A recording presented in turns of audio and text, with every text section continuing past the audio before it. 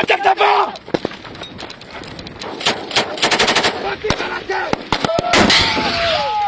Plusieurs unités des pilotes des drones militaires viennent de finir leur formation à l'étranger et d'arriver en République démocratique du Congo. En effet, le commandant suprême, le président Félix-Antoine Tshisekedi vient de doter les forces armées de la République démocratique du Congo, des unités spécialisées, des pilotes des drones, militaires des renseignements, militaires et des drones équipés des missiles d'attaque des objectifs à courte ainsi que longue distance. La distance qui sépare la ville de Goma du centre-ville de Kigali n'est que des 165 km seulement à pied.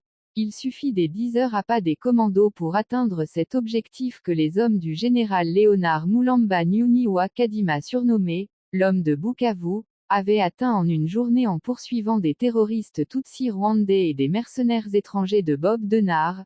La nouvelle politique militaire offensive des forces armées de la République démocratique du Congo, FARDC, sous le bâton de commandement du commandant suprême le président Félix-Antoine Tshisekedi, déjà 30 000 recrues, constituant 30 régiments des militaires professionnels congolais autochtones, nés des pères et des mères, très bien formés, très bien équipés et très bien payés régulièrement par voie bancaire dont la moyenne d'âge oscille entre 20 et 30 ans, constitue la nouvelle ossature défensive des forces armées de la République démocratique du Congo. Un régiment ne comptant qu'un bataillon peut regrouper de 300 à 1000 militaires professionnels.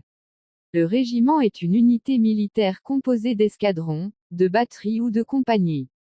Il est souvent divisé en bataillons pour les opérations militaires. Un régiment ne comptant qu'un bataillon peut regrouper de 300 à 1000 individus. Avec cette montée en puissance des FARDC, toute aventure belliqueuse sur la terre de nos ancêtres serait désormais suicidaire pour quiconque la tenterait. En français facile désormais franchir illégalement les frontières congolaises. Contact à bord!